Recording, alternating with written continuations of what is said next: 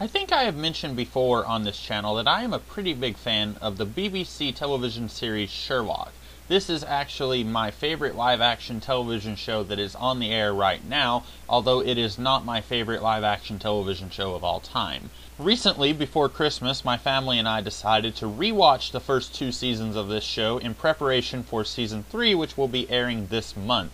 And so I thought this would be a great time for me to go ahead and talk about my thoughts on the first season, and then later my thoughts on the second season. For those of you who are not aware, the basic premise of this show is Sherlock Holmes in the present day. There are no references to the 1800s. This is basically, to the best of their ability, taking the original stories by Arthur Conan Doyle and transferring them into the present day. Sometimes that works really well, sometimes that doesn't turn out as well as you would think. Sometimes they take the original story and without changing a whole lot at all, it is able to work in the present day. Sometimes they change a whole lot of stuff to the point where you are thinking that it doesn't really bear any resemblance to the original story. I myself have never read one of the original Sherlock Holmes stories, so I cannot say with any certainty that this episode or that episode did a really good job of adapting the original story.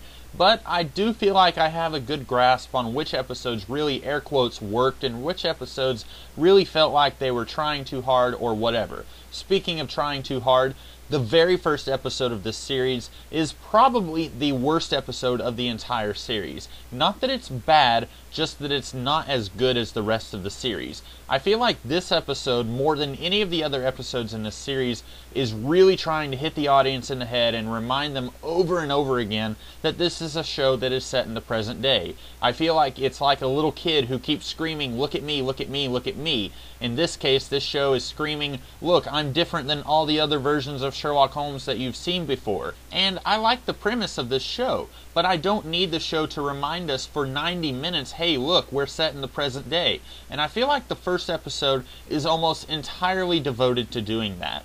Also, the mystery in the first episode is probably the worst of the entire series. While I originally did not want to spoil any of the episodes for this review, I am going to spoil this first episode really quickly. So if you haven't seen the first episode, go ahead and turn this video off now. I apologize that there's no other way for me to talk about this episode without talking specifically about what I hated, and that means I do have to spoil a little bit.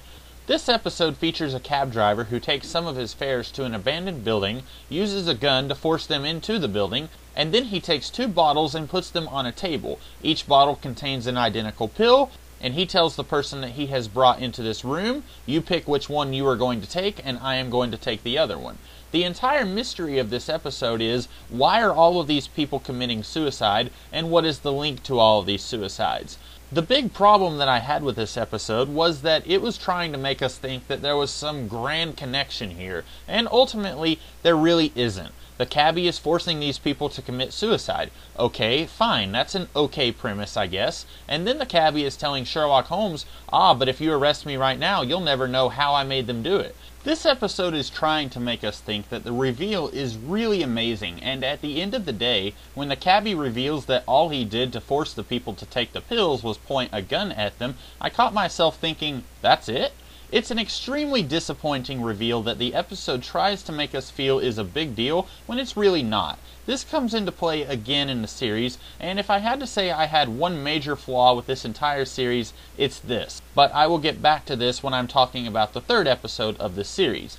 The second episode is much better than the first one. It feels much more at ease in its new setting, and it doesn't have to try as hard to remind us of how it's different from all the other versions of Sherlock. And also, I just feel like the mystery is just handled better. We don't have as much of a disappointing reveal at the end of this episode, because the entire episode is not trying to make us think that there is something huge at the end when there's really not.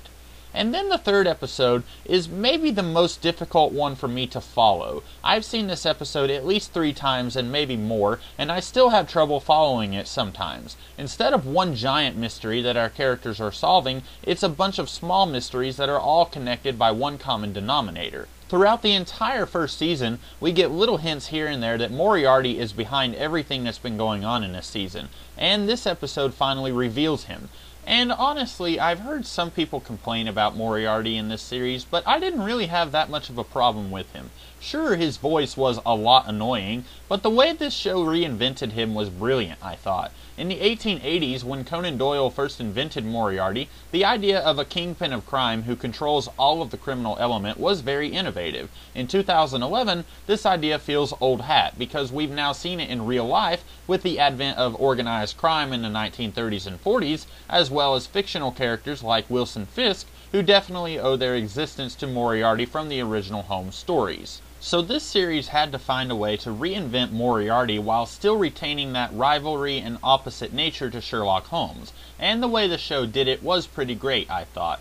Instead of a dude who is the head of all of crime, we have a consulting criminal, opposite of Sherlock as a consulting detective. So all of the mini-crimes in the third episode, as well as the stuff going on in the first two episodes, were connected to Moriarty, as these people were consulting him on how they should do what they did. And this is where, once again, the series tries to play up something as if it's huge and important, and then it lets us down once again. This concerns some slight spoilers for the beginning of Season 2, so if you haven't yet seen Season 2, I will be briefly talking about the beginning of that season here.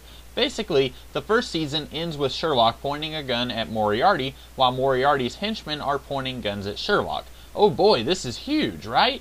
But no, Season 2 begins with Moriarty getting a phone call, and it almost appears as if he forgets about Holmes and just walks away. Of course, later in the Season 2 premiere, we find out that Moriarty was actually being hired by someone who wanted to use Sherlock in a criminal scheme, but this still comes across as very disappointing. At this point, it's best to just ignore everything this series tries to play up as being important.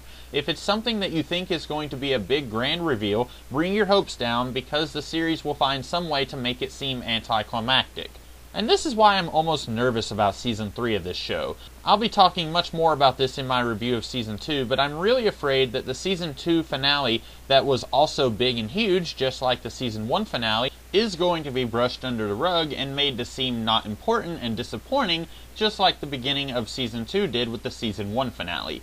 And that's about all I have to say here. I actually had more to say than I thought I did, but really, I would recommend this show to anyone who's looking for some really great television. Even if you're not a huge fan of Sherlock Holmes, I would recommend this just to try out and see if you like it. And if you are a fan of Sherlock Holmes, I would definitely recommend that you try this out, because it's very different from anything else Sherlock Holmes related that you've seen before, and at the same time, I feel like it's very true to the spirit of Sherlock Holmes, although admittedly I say that as someone who hasn't read a lot of the original Sherlock Holmes. So hopefully I will be coming back at you guys with a review of Season 2 very shortly, and I may even be coming at you with my thoughts on Season 3 by the time it's out on DVD.